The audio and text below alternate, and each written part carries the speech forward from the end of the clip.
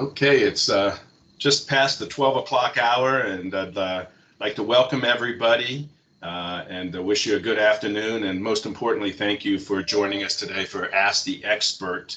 I'm Steve Schillig, the moderator, the director of the Small Business Development Center, headquartered at Kent State University, Tuscarawas. The SBDC, for those that aren't familiar, provides confidential and no-charge consulting. We have a team of specialized counselors with backgrounds in marketing, food service, leadership, finance and accounting, QuickBooks and bookkeeping, computer technology, HR, including business disaster planning, patents, copyrights, trademarks, etc. And then obviously with Michaela today, media relationships. We have muted everyone for the speaker's benefit. If you have questions, please use the chat room. You can find that down below in the ribbon to the left of the phone. If you hover your mouse, it will read Show Conversation. We want to offer this workshop to provide some marketing tips on the reopening, restarting, and maybe even the repositioning of your business, especially as it relates to the media, which is a critical part of your marketing and advertising. I'm very, very pleased to have on the call today Michaela Madison.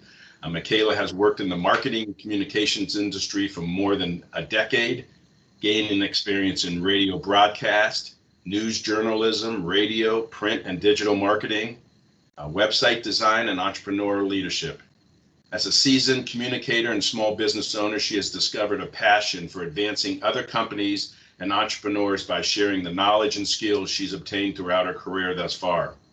In addition to running her own company, Newsy Mom LLC, and serving in several marketing-focused roles, she is also involved in multiple committees and boards, including Big Brothers Big Sisters, the Tuscarawas County Anti-Drug Coalition, and the Kent State Alumni Board. Michaela, through the SBDC, is available for direct assistance. So if you have specific questions that did not get answered or you need additional help, please contact me directly. My contact information can be found on the slides that will be presented today. This session is being recorded, so the recording and the slides will be emailed to you at the conclusion of the session. Give us a few days to do that, but it will be sent to you. If you have suggestions or recommendations on other topics or programs, please feel free to contact me or mention it in the chat room. Just a quick informational bit. The next Ask the Expert session will be Leadership Success Within Challenging Times for Small Businesses. And Sarah Andreas will be doing that at noon on September 10th. So please plan on joining us. Sarah's a dynamic speaker with a PhD in leadership. So I'm sure that will be very, very beneficial. At this time, I would like to turn it over to Michaela. All right, thanks, Steve. I appreciate it, and I am really looking forward to this presentation. As Steve mentioned and touched on, my background has included actually being a journalist behind the news desk, and my career has taken some really exciting twists and turns, where now I also fill marketing and leadership roles, and I've been able to kind of smash those two careers together, which I think is why we landed on this presentation today, and I think a lot of you are going to enjoy this approach. So we'll go ahead and jump right into this. Again, talking about media, of course. So the first thing I want to highlight today is, what do we mean when we say local media? You know, obviously, I think we all know our big TV stations and our radio stations, our newspapers, but what's really interesting about today's world is the online aspect of media, and you now have podcast capabilities. I know there are, in Tuscarawas County alone, I want to say there are at least 2 or 3 new, pretty predominant podcasts that are actually recorded locally. One of those actually having a slide here coming up very soon. Obviously, you have some local magazines and, like I mentioned, newspapers, those types of media outlets. And also, as Steve mentioned, you now have organizations such as mine with newsymom.com, where we are a actual online news resource or resource directory blog, that kind of approach as well. So in today's world, media doesn't necessarily just mean this giant network conglomerate. that you see on your television, but it can also mean these smaller break-off media organizations that are found right there within your own community, which is wonderful because it makes accessing those individuals that much more realistic. So as I mentioned, talking about Tuscarawas County. Now, here are some. I'm sure that I'm missing some as well, but there are a lot of potential media partners in Tuscarawas County alone. So obviously, I'm sure you guys are familiar with WTUZ Radio in New Philadelphia. WJER is located in Dover. The Times Reporter located in Dover as well. Newsy Mom, as I mentioned, we are an online organization. WBTC is located in Uricksville. Get Level Podcast, one of those local podcasts that I mentioned earlier. That podcast, I believe, runs out of New Philadelphia. And then obviously you have the Bargain Hunter, and there are so many others. And so what I really like to encourage all of you to do is start here, start making a list as to what local radio stations, newspapers, etc., that you can think of. And don't just think of those that are the mainstream, like your radio stations and your newspapers. Think of the ones that might be in the smaller communities that you're trying to reach. For example, if you're a local store and you're expanding into the Sugar Creek area, sure, you're going to want to reach out to the Times Reporter and those types of media outlets, but look into Sugar Creek. Maybe there is a local, more concentrated publication that runs just there in Sugar Creek. And so that's what we're really going to be diving into today is how to reach out to those media partners and find where you can contact them to be able to capitalize on that potential partnership.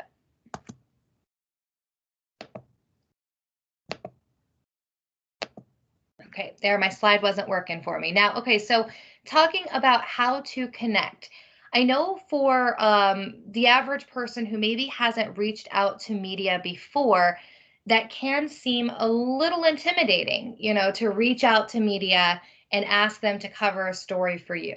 But it is actually a lot easier than you may think. So typically, and I would say very confidently, 99.9% of media outlets are going to have some type of social visibility. They're going to have a Facebook page, they're going to have a Twitter, they're going to maybe have TikTok or Snapchat, whatever that looks like, Instagram, and probably they'll have one of each because media is trying to stay relevant on those platforms.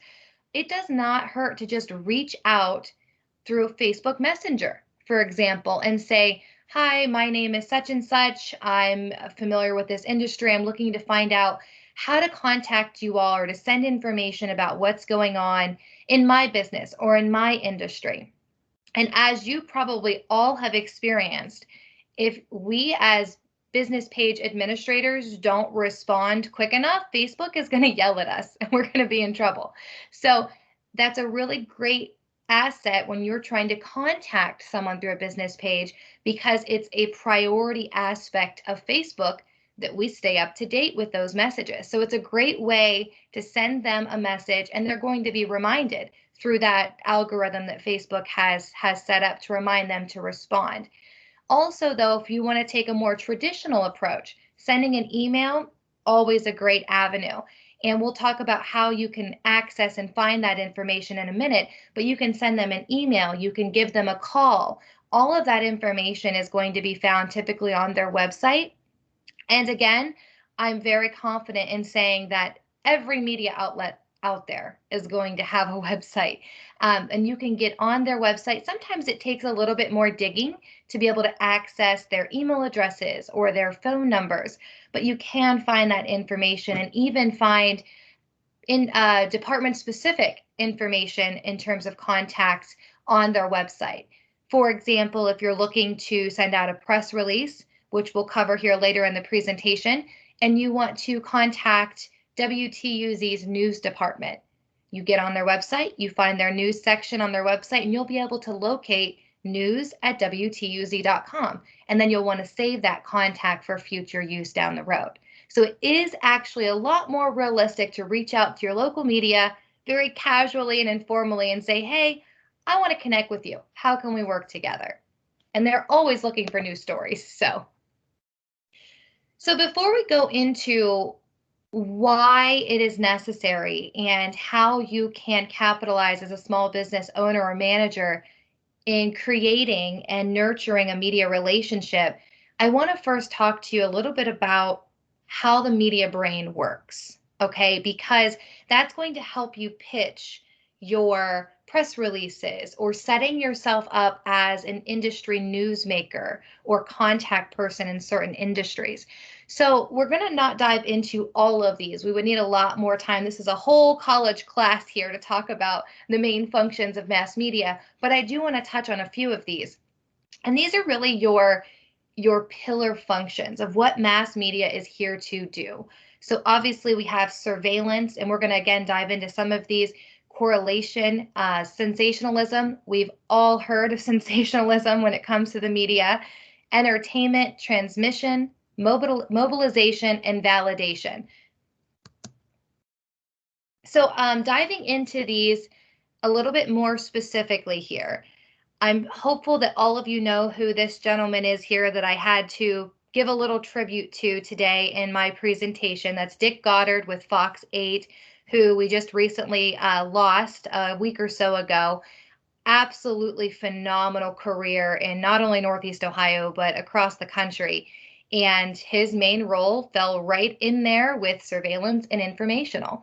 Mass communication exists to observe and inform. So, to break it down very simply, the reporter's job is to look out the window, see what's happening, and then tell people about what's happening objectively, ideally. Now, obviously, we have some times where that doesn't happen. It's not always as objective as we would like it to be, but on a local level, you really find that that is the case most of the time. The goal of mass media, we want to keep citizens informed of news and events. In times of crisis, mass media announcements offer warnings and instructions. And so, some real life examples of this pillar of the purpose of mass communication currently, COVID-19, right? So, COVID-19 has been in the media consistently for the last several months. And the media is there to let us know what's happening in other counties, what's happening in other states, what kind of response are they taking in New York City compared to what we're doing here in Ohio, and letting us all know what is happening during this time of crisis. Another example, Hurricane Laura is being tracked currently. Now, we're not down there at the southern part of the country in Ohio, but we know what's happening. We know that actually we have response teams here in the state of Ohio that are gearing up to go down and help. And that just keeps us all connected so that we are not completely shut off from one another based on the borders of the states or counties that we're in, or even communities that we are in. And so mass communication is really here to let everyone know what's happening, share that information objectively so that everybody has that information at their fingertips by turning their TV on, turning their radio on, and they can consume that information how they see fit, make their own assumptions, and move forward. Entertainment and education. This is another really, really common pillar in terms of why media is necessary, why it exists. This is a screenshot I actually took. I didn't even tell Josh I was snagging this. So if you guys know Josh, just let him know he was famous in this presentation today. But Josh All is actually the founder of the Get Level Podcast Network. Really, really great local podcast where he's highlighting local organizations and businesses, letting people see the internal workings and have, full conversations with the organizations in their community. And this is another one of those examples of today's media and how it has evolved to fit the times. Podcast now falls right into that idea of mass communication. So when we talk about entertaining and educating, let's talk sports. Sports, that is ingrained in the American DNA. Everything we do in this country, there's got to be sports, some type of sport going on, or we're always wanting to know what's happening with the National Football League or basketball or baseball. And that's a huge component of mass media. Think about ESPN, for example. that falls under mass media. They are sharing information with us. They are entertaining us. Those roundtable discussions that sometimes tend to talk less about the game and more about who's married to who in terms of the athletic drama, I guess. But all of that is created in a way so that we are entertained but educated at the same time. The education component can really be a pillar of its own. This may include how to wash your hands the right way to prevent the spread of COVID-19. It may include during tax season, how to file your taxes or prepare your taxes to take to your CPA. All of those different things, what immunizations your child needs as we head back to school.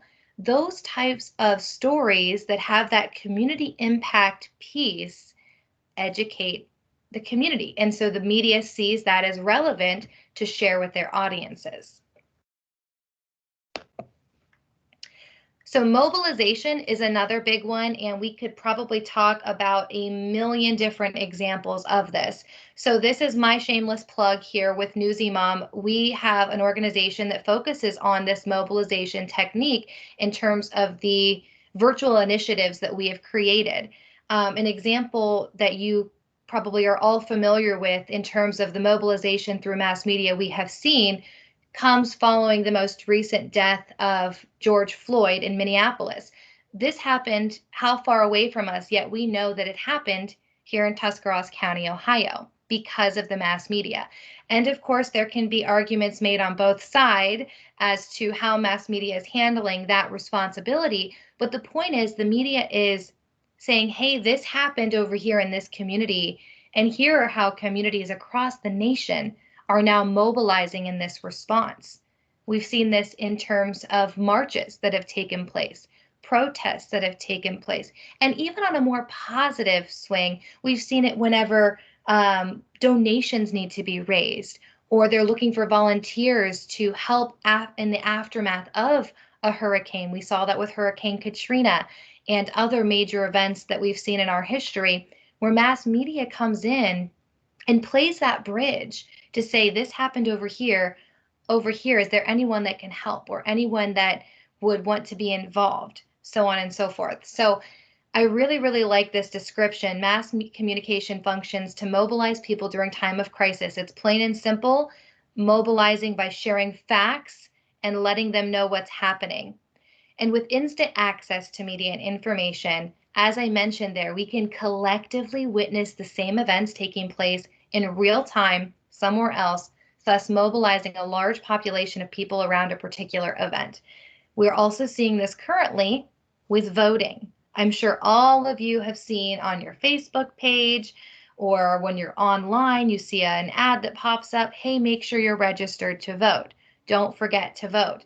That also falls into that mobilization component and pillar that mass media is all about.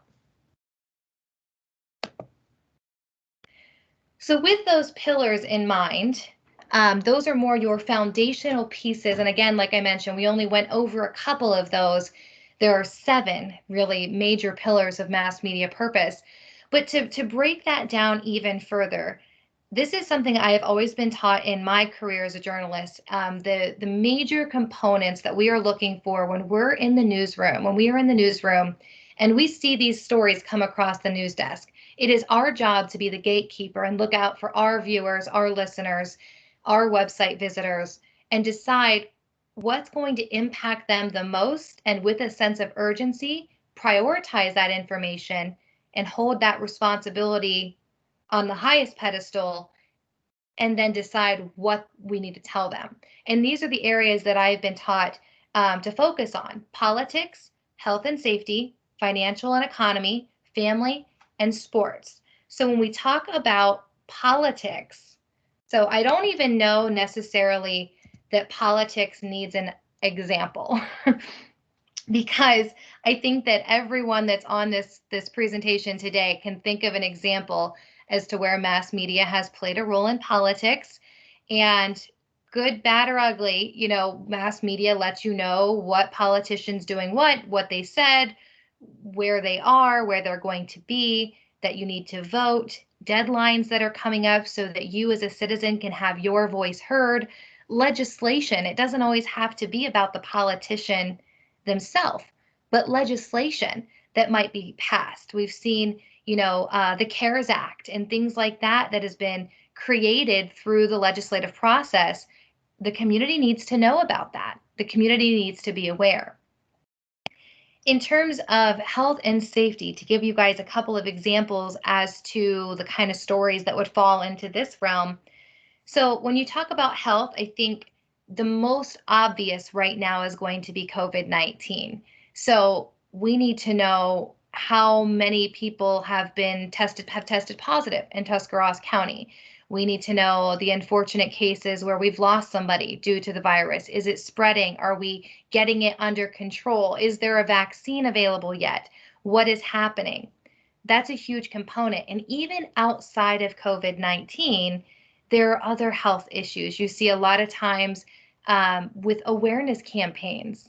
For example, Heart Awareness Month, Heart Health Awareness Month falling in February. You're going to hear a lot of media conversations about heart health and talking to nurses and talking to doctors and those that have experience in those scenarios, maybe even some lifestyle angles related to heart health, those who have survived a heart attack or whatever that case may be.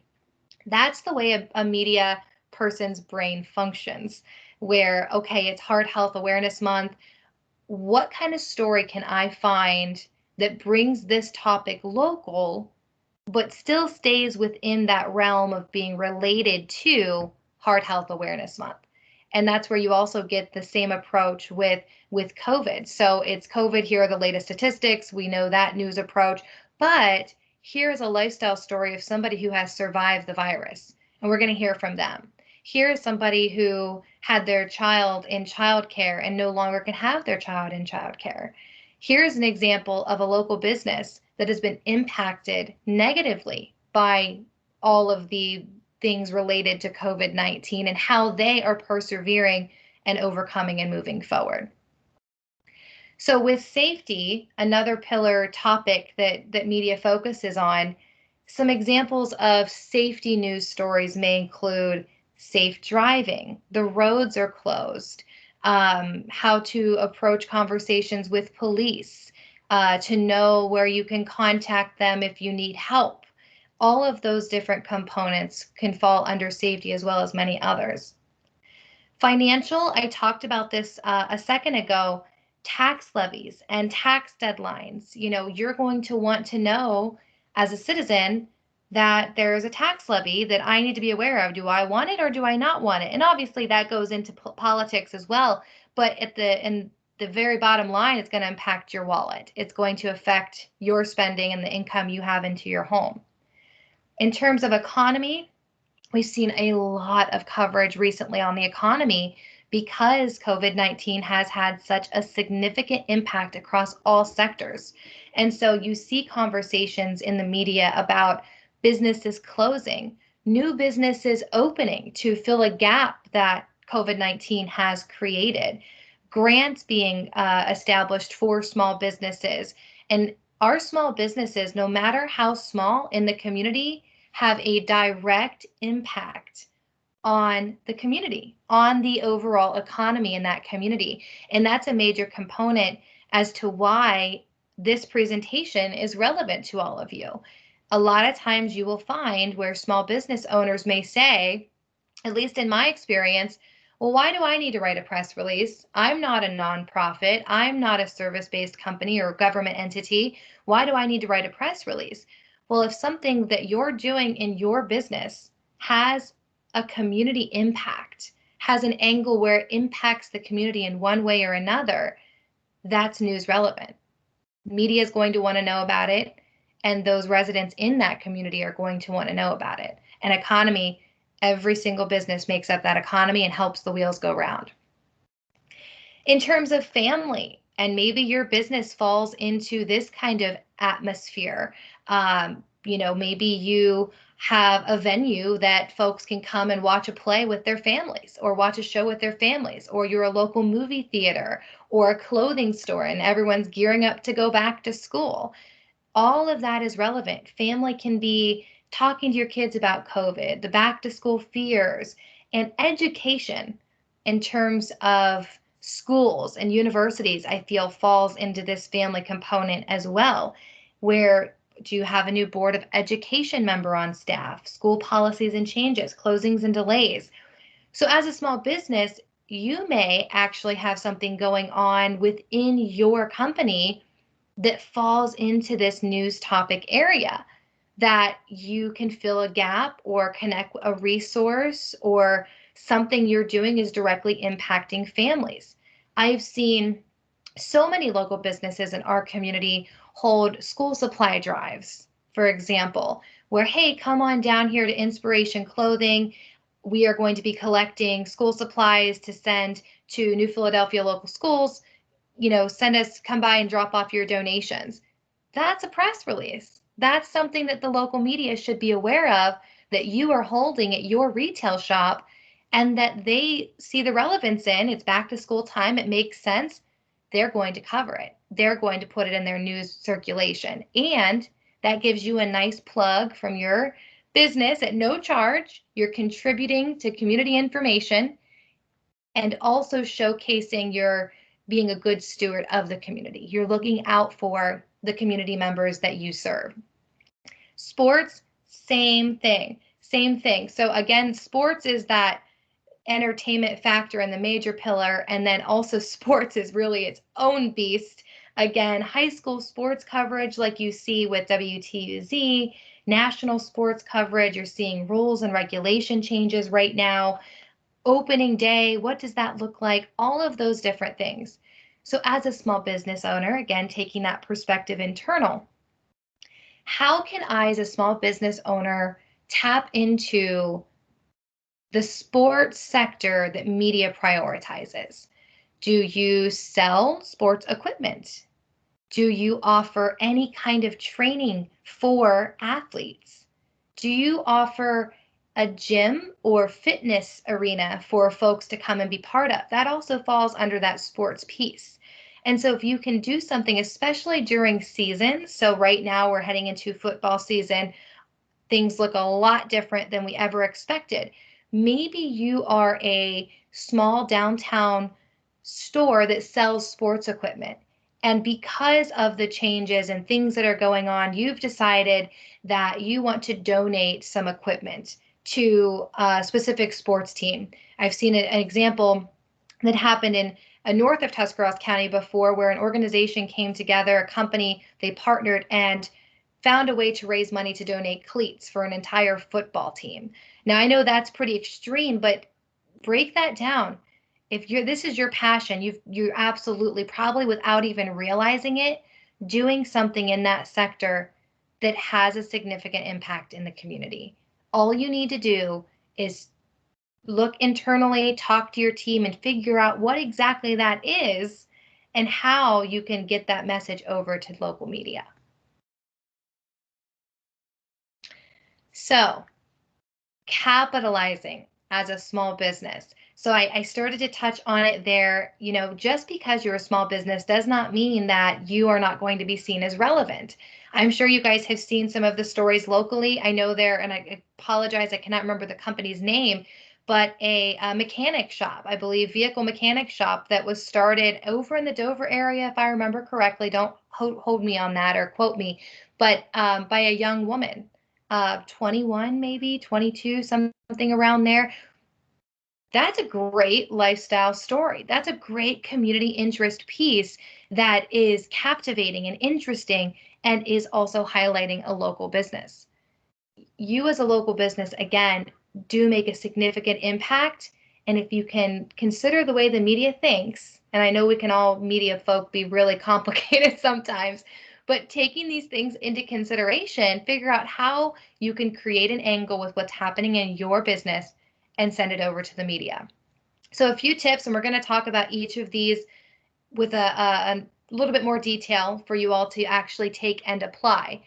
But capitalizing your media relationships as a small business, you need to identify local journalists, which we talked about in the beginning. You need to cultivate positive, ongoing relationships with the media. Don't just give them a call whenever you want something. Create a give back to them as well, and then they're going to appreciate that. We're all people too. Write press releases.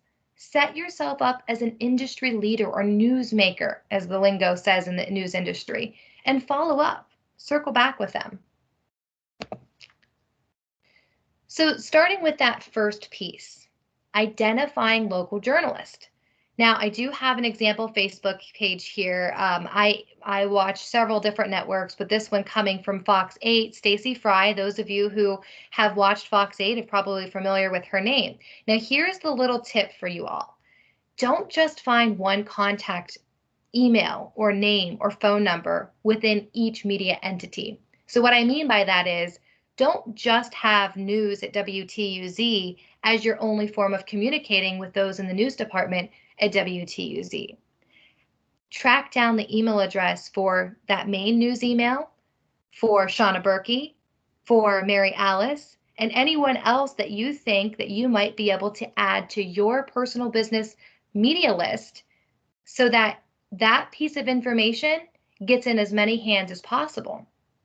Because what you'll find with most media organizations today, while there are typically news meetings and you do have editorial folks that say yes or no to stories, you find that really common in newspaper settings.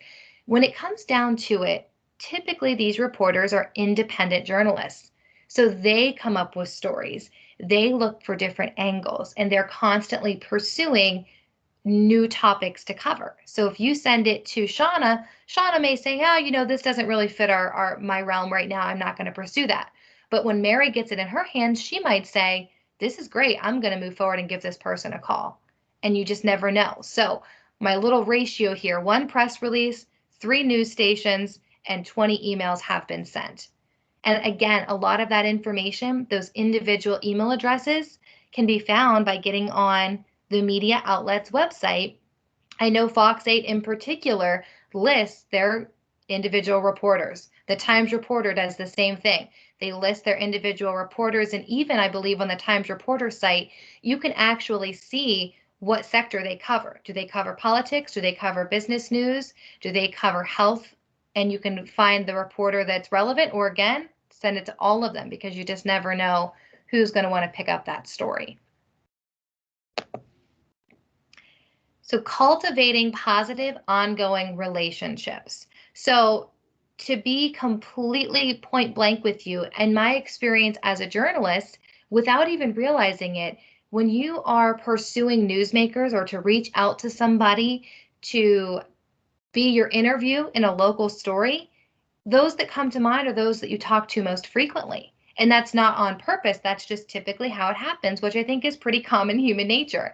So if you are in regular conversation with the journalist and you know each other and you've talked before and you've looked out for each other, because it really is a two-way relationship. The media can be an incredible tool for you as a small business owner or business manager, without a doubt. But you need to cultivate that relationship and nurture that relationship like with any other. And so thanking the journalist that runs your story. Now, I don't mean go through, if your story gets published and you have a media boom, reaching out to 30 different entities, which that would be something to be very excited about if you get that much coverage at once. But I don't mean reaching out and spending a ton of time contacting them. But if you do have someone who covers a story for you and you have a free moment to shoot them a quick email and just say, hey, thanks for your coverage. Hey, thanks for picking this up for us. We appreciate it. They're going to remember that. And that journalist is going to have a sense of, oh, I did my job and it was appreciated. Just like you like that same sense of feeling. Connecting with journalists on social media. So going back to that page with Stacey Fry, you can like her page. You can like the local WJER journalist Facebook page. You can follow them. You can interact with WTUZ Sports, on Facebook, and you can actually be a member of their online community. Leave comments, like their posts, share things. Journalists pay attention to that. They see those different engagements. And again, engaging with journalist content, as I mentioned there. So if you followed a key journalist on their social channels, help increase their engagement by sharing things that you believe in. Of course, if this is a story that you want to share with your community, don't be shy to do that. Go ahead and share it. You never want to be obnoxious or stalkerish, but I don't think anybody here would have that. You do have those folks, obviously, that media encounters from time to time. There is a boundary, but letting them know, hey, I appreciate your story and I want to share it with my followers. Journalists are going to appreciate that, especially if you're someone they've spoken to before. So I know that David Mitchell's on the presentation today. Anytime we publish a story about the PAC on newsymom.com and I see that the PAC has shared it, I remember that, David. I've paid attention to that as a local journalist, and we look out for each other. And so when David sends me something that he's looking to have some coverage on, we look out for each other. We're great colleagues, and so we're going to share that information that's relevant with our community as well. That goes across all media outlets. And also introducing journalists to valuable contacts. So I, as a journalist, cannot even begin to explain how many times I've had one contact that I have worked with regularly who has said, hey, I don't really know how to dive into that. Let me send you over here to this person. And then I've obtained another media contact. You can do that as a small business owner as well. Absolutely. So a perfect example, maybe you are a small business owner that's being interviewed because you are doing a back to school supply drive, and the conversation with the journalist leads into how small business is doing. And you're a member of the SBDC, and you say, you know what? I don't have those statistics for you, but let me go ahead and connect you with Steve Schillig. He's the director of our local SBDC. And now you have looked out for that media journalist and said, hey, go ahead and reach out to them. And they're going to appreciate the fact that you sent them to a contact, not to mention you just have general good professional relationships all around taking place with that type of approach. Writing press releases. So this is one that, again, when I speak to local business owners and business managers, a lot of times they're like, well, how can I find something that is relevant enough to write a press release about? You don't have to be law enforcement. You don't have to just be a health agency. You don't just have to receive tax dollars in order to have relevance in terms of press release creation and issuing. So when you are choosing a newsworthy angle for your company's news approach, think about these components, okay? Why should my audience care? You as a business owner have to have the ability to separate yourself. When you are in the business, you are passionate, you are driven, your entire world revolves around your business. And so every component to you is going to seem big and important and fantastic, and it is internally.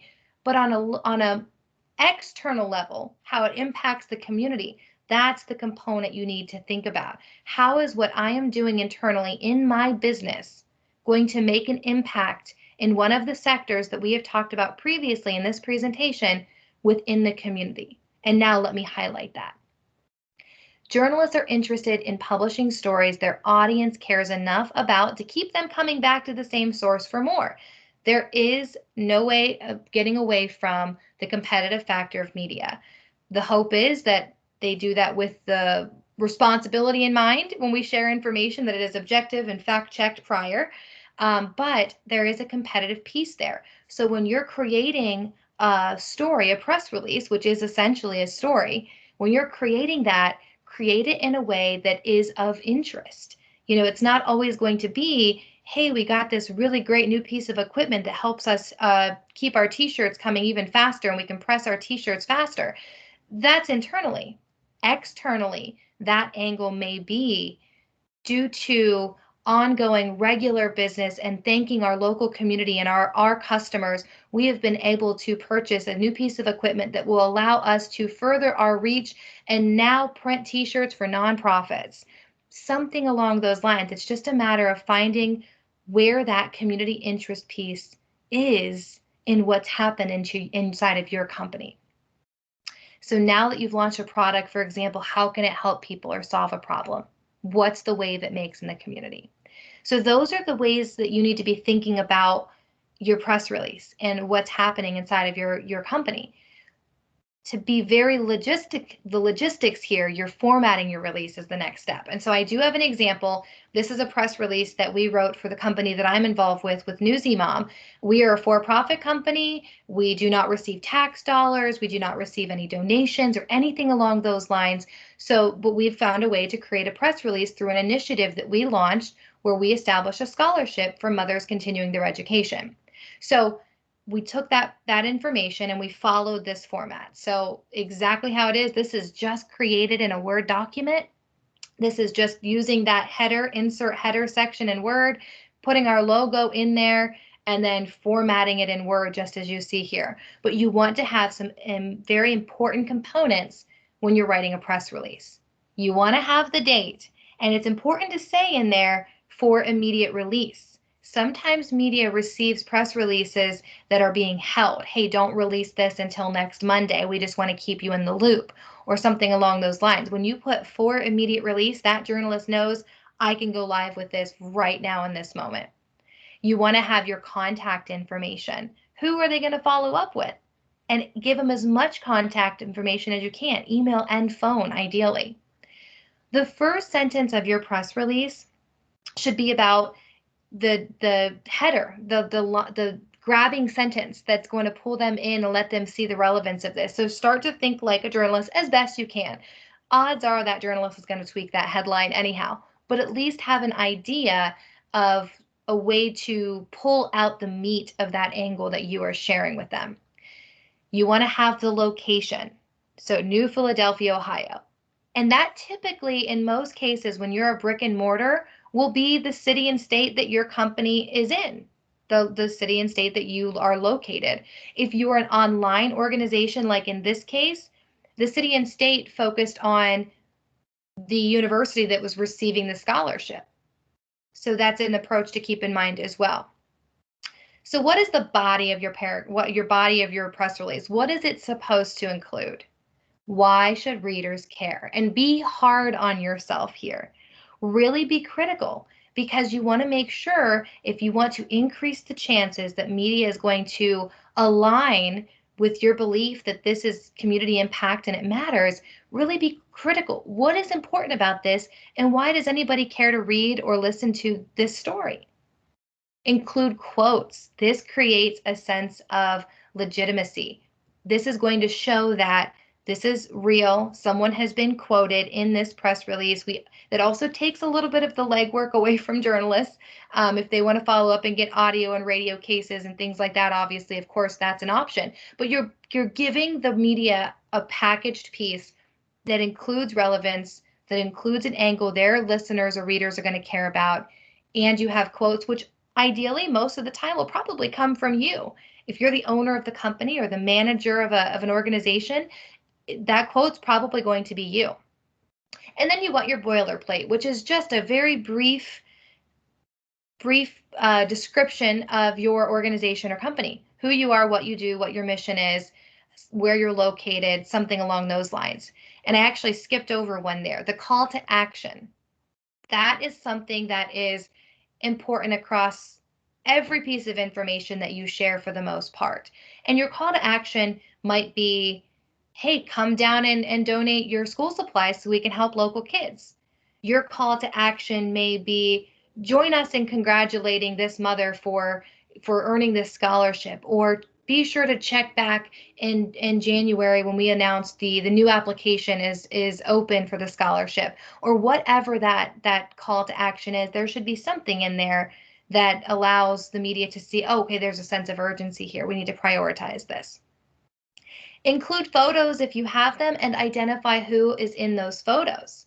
Now, again, you're taking some more of that legwork away from a journalist, which is great. They should still follow up on a little disclaimer, but you're still giving them a ready-made story that they can run with.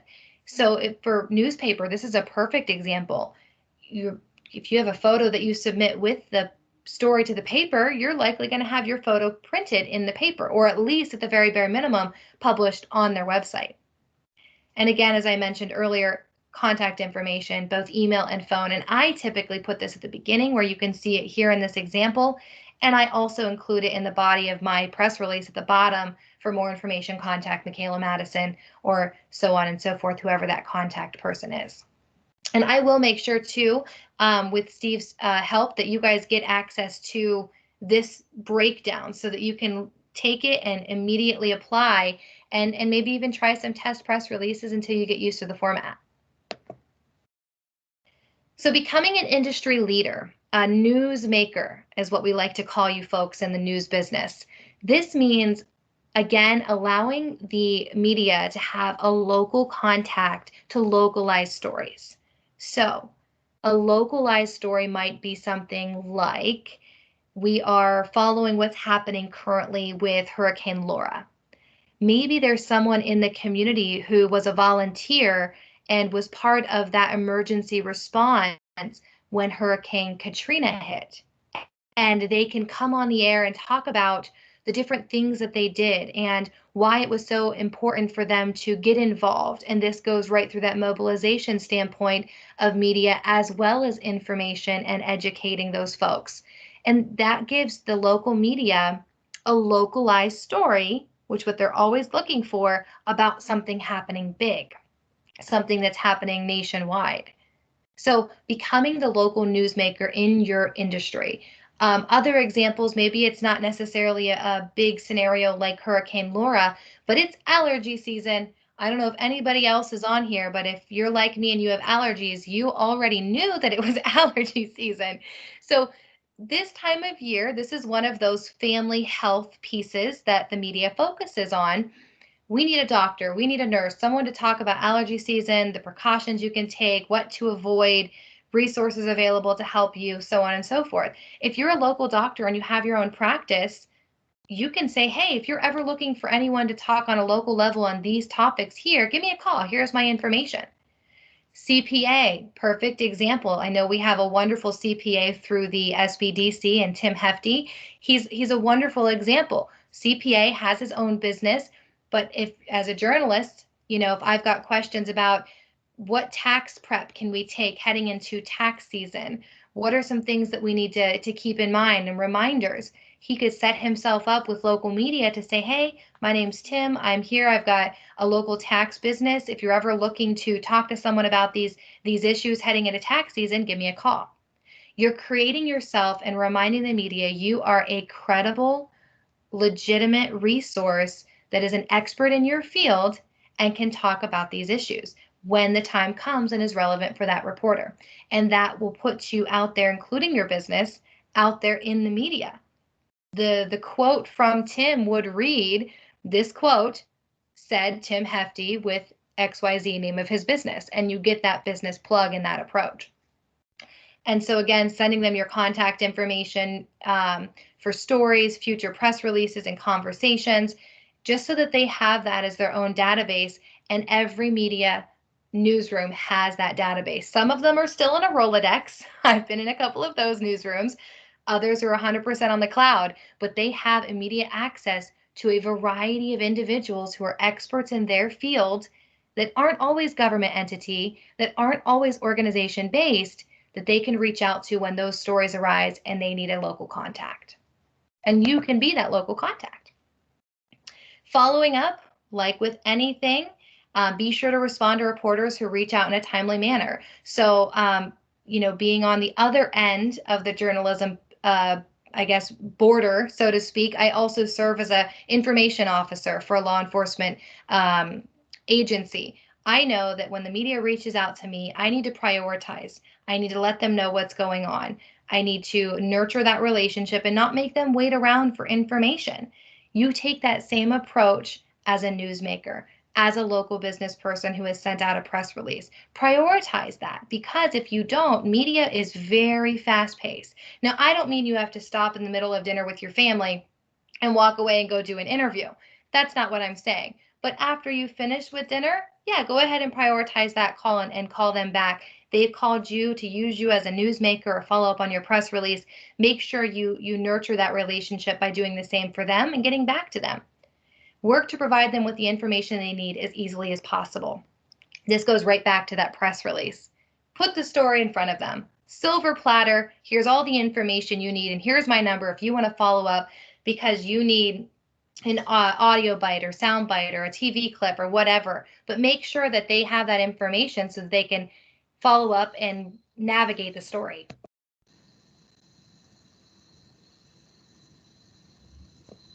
Okay, there we go. And so to wrap it all up, I know that's a lot of information. I know that there was a lot to hash through and dissect there. Again, like Steve mentioned, these presentations are recorded, so you guys will have access to those. And I'm just going to open it up, Steve, if it's okay to just say, there's a lot of info, so hit me with all the hard questions, and I am ready. Okay, thanks, McKay. I appreciate it.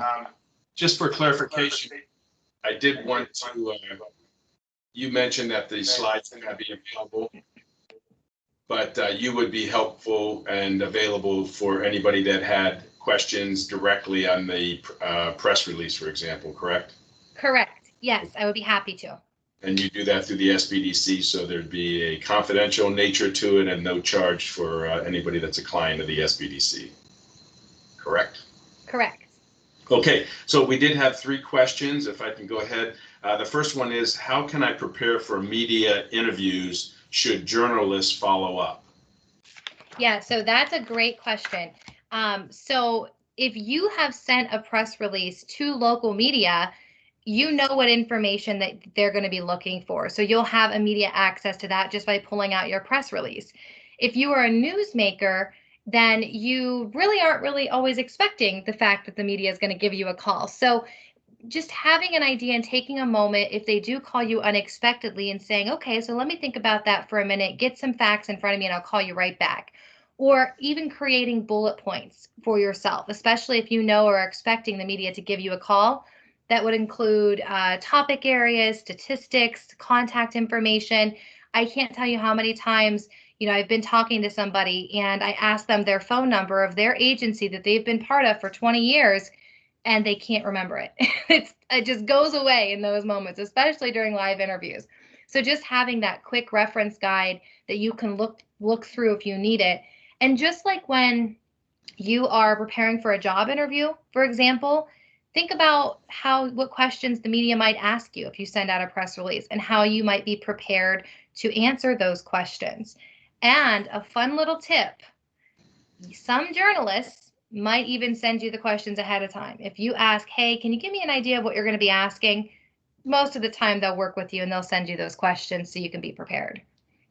So this is an impromptu question, but it's for my purposes as well, because we do get inquiries from the news media. But what's a fair turnaround time in order to make a story? So if we get a call in the morning, what's the expectation from the person, from the media?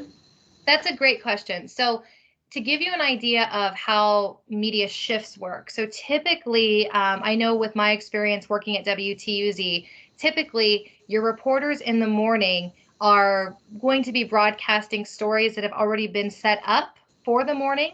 And so they have those ready-made stories. Typically the work that they are doing in terms of news gathering in the morning shift is going to be used for stories that will air in their afternoon circulation or their afternoon airtime, with the exception, of course, to breaking news that might take place during the morning. So if they give you a call in the morning, I would say give them a call by early afternoon if they're looking to do the story that afternoon. But you can also always ask, Steve. So if they call you and say, hey, we have this story we're working on, you can say, okay, no problem. Would be happy to get you that information. When are you looking to air your story? And then that gives you the window that you need. If they say this afternoon, there's a sense of urgency. If they say, well, we're working on this for next Monday, you have a little bit more time. Great. I am hesitant. I may be put on the spot during a media interview and ask tough questions. How do I handle those circumstances? Yeah, so I think this is a fear that anybody has when they're on the other side of the interview, and I have been there as well. So take your time. Even in a live interview, don't feel like you just have to answer right away. Take a moment and think about the question and think about what you've been asked and how you want to answer that question. And it's okay if you don't have the information. Actually, it's it humanizes you. It humanizes your business or your industry to a degree. So if they ask you a question and you just don't have those statistics in front of you, say, hey, you know what? That's a great question. I will absolutely look into this and get you the updated statistics, and I'll circle back with you with the answer. It's okay to be real. You're not expected to be a robot on the other end of the interview. The only absolutely do not ever do this piece that I can stress is never say no comment because that always comes across as a little sketchy. So just avoid that. It's better to say, I don't have the answer right now, but I'll get it for you soon. Fair enough. My company does a lot that could qualify for press releases. How can I consistently stay in the media without bugging the reporters and being spammy? Yeah, so that major component that we talked about in the presentation would be just make sure that you're not just writing press releases to write press releases, because then you're wasting your own time. Really think about the reason for your press release. Really think about the angle and the impact what you're doing internally will have on the community or is having on the community. Once you have confirmed that those areas exist and are part of why you want to share the information, then take the time to write your press release, because then you're making sure that it holds value, it holds human interest or community interest. So you already know it is worthy of news coverage when you send it. After that, I would say, especially as you're getting into things and depending on your business, you might not always have an event coming up or new statistics being released. So shoot for maybe one press release a month to get yourself started, or even one every other month, just so that you show some consistency there. Depending on your industry, you might find down the road you're pushing out 2 and 3 press releases a month if the relevance is there. But start with at least maybe once every other month, just to get in the swing of things and start rewiring the way you look for those opportunities. Awesome. So we did get a question in our chat room. In the corporate world, I've had journalists try to secure sensitive information from me as the media contact that I felt was inappropriate for me to comment on. How would you advise people facing such situations? Yeah, so I'm interested as to what industry you're in, because that is one that is definitely a heavy topic. And media does have the freedom of the press and rights in terms of public relations or public records requests. So there are some legalities there that give media access to that type of information within reason, because they, as a business owner, especially if you are not tax funded, or which would mean by grants or anything like that, you're not a government entity, technically that information you don't have to release. You have no laws. The Sunshine Law doesn't necessarily apply to you as a private entity unless you're dealing with personal data or storing that kind of information to a degree. But I would say if you are caught off guard by that question, just say, hey, let me look into this. Be real with them. You do not have to give them an answer right away on that. If they file a formal public records request, then there is a certain turnaround. But until that happens, and depending on your industry, take a moment to step away from that conversation, look into it further. And if you decide that I just don't want to give this information, or I don't feel that I should have to give this information to protect consumer privacy or whatever that may be, then that's a conversation you'll want to have internally. And if it gets too big, maybe even with an attorney, just to make sure that you do not have to legally release that information.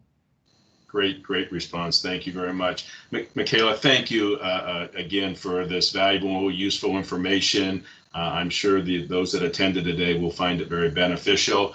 Another thank you to the attendees for taking time out of your busy schedule. A quick reminder, September 10th, 2 weeks from today, our Ask the Expert session will host Sarah Andreas, where she talks about the leadership success within challenging times for small businesses. So plan to attend if that's of any interest to you.